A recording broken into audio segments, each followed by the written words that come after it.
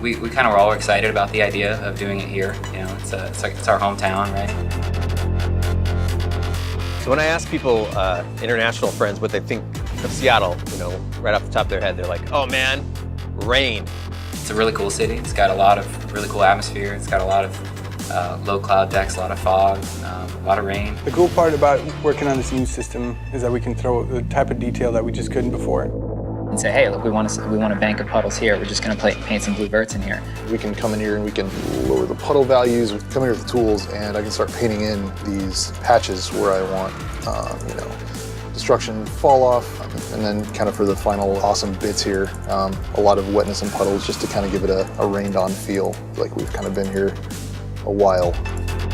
If it's super wet time of day, you'll see streaks of wet coming down the sides of the building, and we can control that too.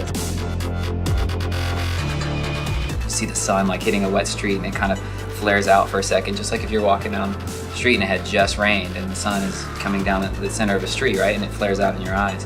You want that. So I can make it feel like there's really heavy fog sitting on the bay and the water down here. Which for me it's great because like maybe I want really low hanging fog and to be more clear as it goes up. It allows me to create some like really super interesting times of day.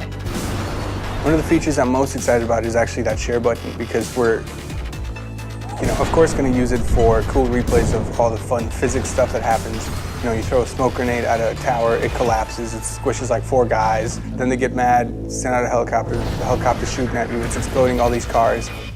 But for me, I'm gonna be that boring guy who just has a bunch of gorgeous beauty shots, because the city looks so sharp that I could just see people stopping on top of a building and just kind of doing a little 10-second pan, just looking around and taking it all in. Being able to actually light an entire game for PS4 and make it, you know, look like the city that I live in, and it's awesome.